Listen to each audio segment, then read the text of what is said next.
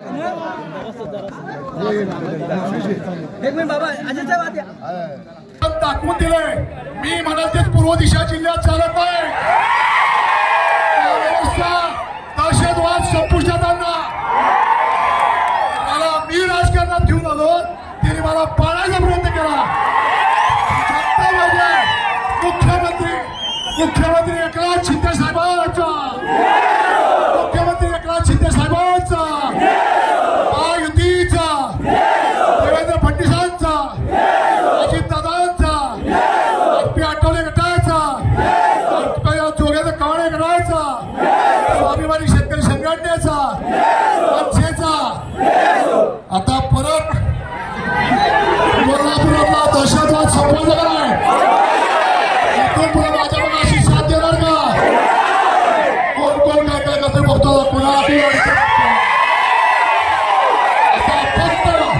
फक्त मला इथं जाऊ द्या सर्टिफिकेट घ्यायचा रिकाउंटिंग व्हायला नको मला जागा द्या विनंती करतो तिसऱ्यांदा विश्वास दाखवला 2019 ते 2024 मध्ये लोकांना कळून चुकलं विकास कामं कशा पद्धतीने केली जातात विकास कामामध्ये पिछाड झाली होती लोकांशी अनेक लोकांचा प्रतिनिधीचा संपर्क नव्हता शेवटी मी पराभूत झालो त्या 5व्या दिवशीपासून परत माझा संपर्क चालू ठेवला मी आमदार असू देत आमदार नसू देत लोकांची कामं असतील लोकांचे साठी 24 तास उपलब्ध झालो विकास कामं या ठिकाणी घेऊन आली मुख्यमंत्री एकनाथजी शिंदेसाहेबांनी मला अनेक ठिकाणी मदत केली महायुतीचे सगळे नेते मुख्यमंत्री एकनाथ शिंदेसाहेब असतील देवेंद्र फडणवीस साहेब असतील अजितदादा असतील या सगळ्यांचं सहकार्य या ठिकाणी आरपी आठवले गट असेल आरपी देवेंद्र कवाडे गट असेल या ठिकाणी स्वाभिमानी शेतकरी संघटना असेल त्याचबरोबर मनसे असेल सगळ्यांचं मला या ठिकाणी सगळ्यांना विशेष करून रवी विधानसभा मतदारसंघातील जनतेचं या ठिकाणी मला खरं तर मदत झाली त्याचबरोबर मी स्वर्गीय दिग्विजय खानविलकर साहेबांचं या ठिकाणी मी भावपूर्ण त्यांना अभिवादन करतो कारण खानविलकर साहेबांनी मला पहिल्या निवडणुकीमध्ये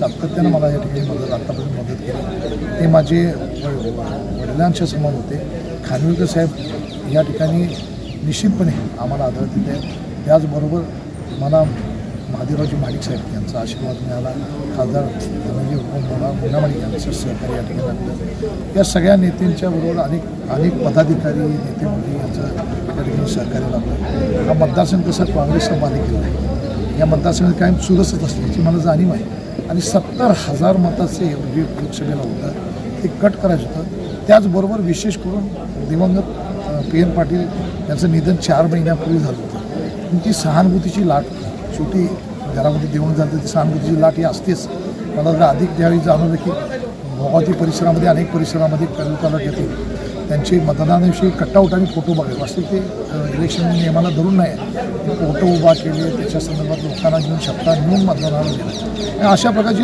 सहानुभूती निर्माण करायचा प्रयत्न केला भावनिकता होती भावनिकतेचा प्रयत्न केला हे सगळं भावनिकता 17,000 सगळी या सगळ्या गोष्टी मला पार करायच्या होत्या या सगळ्या पार करून सगळ्या जनतेच्या आशीर्वादाने या ठिकाणी आज मी परत एकदा लोकप्रतिनिधी तिसऱ्यांदा मला या ठिकाणी निवडून दिलं निश्चितपणे मी जनतेचं मनोमन आभार आहे शिवसेना भाजप राष्ट्रवादी अजितदादा गट आठवले गट देवेंद्र कवाडे गट स्वाभिमानी शेतकरी संघटना मनसे ज्या ज्या पदाधिकाऱ्यांनी मदत केली त्या पदाधिकाऱ्यांचं कार्यकर्त्यांचं त्याचबरोबर मतदार बंधुबांधवांचं मी मनपूर्वक आभार मानतो नाही मी तुम्हाला सांगितलं होतं की योगींच्या सभेमध्ये आठवा कोणीही एवढ्या अंगावर घेऊन निवडणूक केली नव्हती चंद्री कुणीतरी अंगावर घ्यायला मी जिल्ह्यातल्या काँग्रेसच्या नेत्यांना अंगावर घेऊन नेली त्याची मला सवय आहे ही काय पहिली सवय नाही मला वाटते तुम्ही माझं आंदोलनातल्या टोलचं असेल मल्टीस्टेटच्या विरुद्ध असेल गांधीवाडी विरुद्ध असेल माझी आंदोलनं लोकांसाठी असतात ते आक्रमक असतात या ठिकाणी काँग्रेसनं या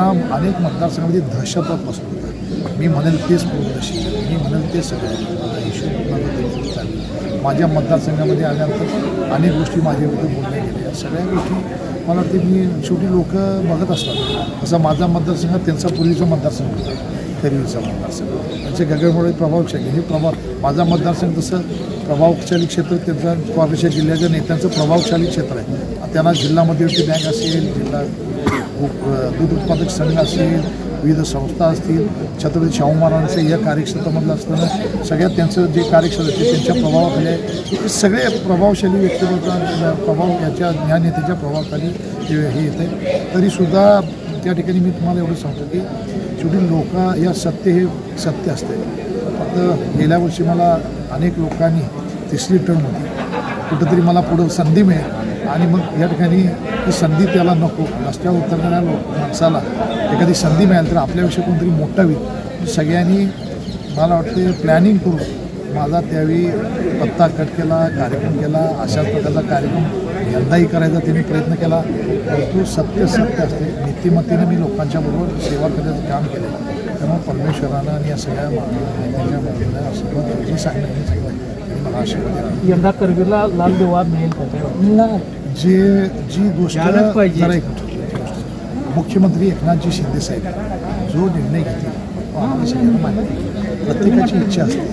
मी जर माझी तर विद्यार्थी चळवळीपासून मी काम करतो. आज 35 वर्ष काम करतो. विद्यार्थी चळवळीमध्ये काम केलं.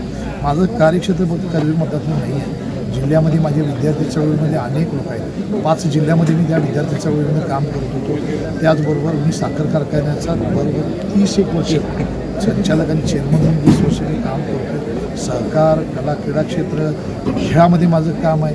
खेळाच्या मध्ये आज माझ्याकडे कुस्ती संकुल उभा आहे. या ठिकाणी मी स्वतः खेळाडू आहे. माझी नेमबाजी प्रशिक्षण केंद्र आहे. अनेक खेळाला मी या ठिकाणी प्रोत्साहन देतो. हिराला कोणीच हिऱ्याचं पैलू पडायचं काम या ठिकाणी करते. रात्रंदिवस मी राबलो. त्या ठिकाणी कॅपॅबिलिटी माझी आहे निश्चितपणे. या ठिकाणी सगळ्या आमच्या मतदारसंघातील आणि जिल्ह्यातील अनेक लोकांना आग्रह. शेवटी मी शिक्षणामध्ये सुद्धा BSc झाले. मी सगळ्यांची इच्छा असणार, कोणाची इच्छा असणार नाही. शेवटी मुख्यमंत्री एकनाथजी शिंदे साहेबचे निर्णय घेतो त्यांच्यासमोर आपल्या मुलाची गाडी अडवल्याचा उल्लेख आपण केला. कुठे दडपशाही भोगाती परिसरामध्ये 3 जिल्हा परिषदेमध्ये तो काम करतो. आणि मतदानाच्या आदल्या एक दिवशी का दुसऱ्या दिवशी रात्री त्याची गाडी अडवण्याचा प्रयत्न त्याच्यामुळे 150-200 लोक आले होते. त्याला बाहेर यायसाठी गाडी करताना बाहेर आव्हान दिलं होतं. तो शांत बसला होता गाडीमध्ये. सगळं आमचं एक सुमित पाटील म्हणून आमचा पदाधिकारी आहे, ठाण्याभाग आहे. तो एकटाच गाडीतून बाहेर उतरल्यानंतर सगळे 150 बाजूला पळाले. आणि त्या लोकांना मी सांगितलं अशा पद्धतीनं तुमचीही लोक पलीकडच्या मतदारसंघ आमच्या प्रभावशाली क्षेत्रामध्ये येत असताना आम्ही कधी असली कृती केली नाही आणि असं करणारही नाही. तर वारंवार अशा गोष्टी कायम मिळवतात. वेगवेगळ्या ठिकाणी सोशल मीडिया असेल, अनेक ठिकाणी अपमान केला. आमच्या फॅमिलीचा, मुलाबाळाचा वेगवेगळ्या ठिकाणी अपमान करतो. आम्ही अपमान आज तारखेला सहन करतो आहे. शेवटी मी खेळाडू आहे आणि मी त्या ठिकाणी चांगला रनर आहे. त्यामुळे मला माहीत आहे की खेळाडू कृतीनं आपण करतो. अशा प्रकारे दडपशाही या त्यांना हे माहीत नाही मी त्यांच्याहीपेक्षा आक्रमक आहे. या सगळ्या लोकांना आक्रमक शिकवायला मीच या लोकांनी होते. त्यांनी अशा पद्धतीने कृत्य करू नये त्यांना निश्चितपणे या ठिकाणी सल्ला. Okay, thank you.